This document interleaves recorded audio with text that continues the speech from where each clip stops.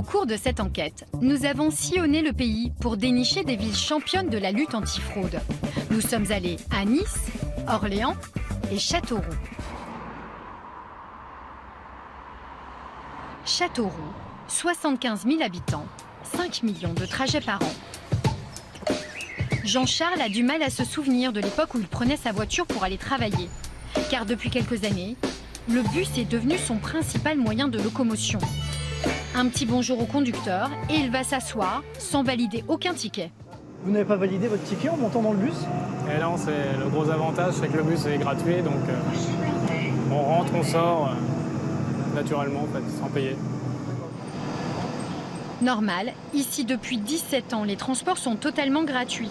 Et 17 ans sans voiture, ça représente de sacrées économies pour Jean-Charles. D'un point de vue carburant, c'est à peu près 200 € sur l'année, à peu près.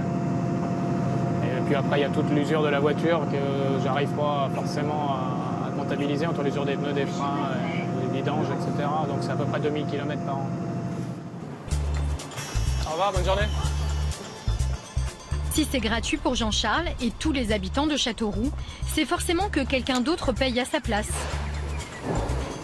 Fabrice Berthelot est le patron de Jean-Charles. Son entreprise met au point des technologies aéronautiques. C'est lui qui a dû mettre la main à la poche. Avant la gratuité, il payait 176 € par an d'aide au transport pour chaque salarié. Aujourd'hui, c'est 188 €, 12 € supplémentaires par personne et par an pour que tout le monde voyage gratuitement.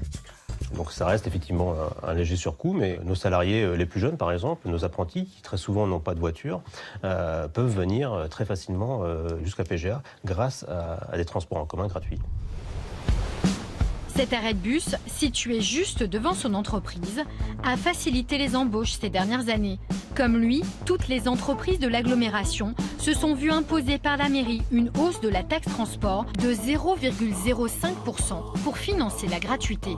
Et à la mairie, on en est très fiers. La ville, l'agglomération qui évidemment est plus large. Si elle s'est lancée dans cette idée, c'est parce qu'elle perdait de l'argent avec ses bus. Alors, l'idée de la gratuité est venue d'un constat, qui était un constat simple, c'est celui que peu de Castelroussins utilisaient le service. Donc des bus qui circulent à vide sur l'ensemble du territoire municipal, qui ont un certain coût et qui rapportent très peu, puisque la billetterie en elle-même, donc le coût des billets achetés par les usagers, représentait 14% du coût du service. 14%, c'est 2 fois moins que ce que financent les usagers en moyenne dans les grandes villes françaises. La mairie a donc supprimé cette participation. Mais il fallait alors trouver 400 000 € par an. Attention, calcul savant, chaud devant. Ces 400 000 € ont été compensés de 3 manières différentes. L'augmentation du taux de cotisation des entreprises, qui est passé de 0,55 à 0,60%. Ça a rapporté 210 000 € supplémentaires.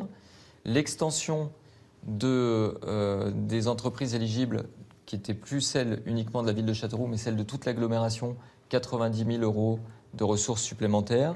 Et puis des économies sur le fonctionnement, plus de contrôleurs notamment, plus de billetterie, plus de réseau de distribution, 106 000 € d'économies réalisées. Donc l'augmentation des recettes et la baisse des dépenses ont compensé ces 400 000 € au départ. Depuis la gratuité, les habitants sont 3 fois plus nombreux à prendre le bus. La moitié des usagers sont d'ailleurs d'anciens automobilistes. Comme Châteauroux, plus d'une vingtaine de villes moyennes en France sont passées au transport gratuit. Une solution qui fait rêver des millions d'usagers, mais qui, d'après les experts, ne serait pas adaptée au réseau plus fréquenté des grandes villes.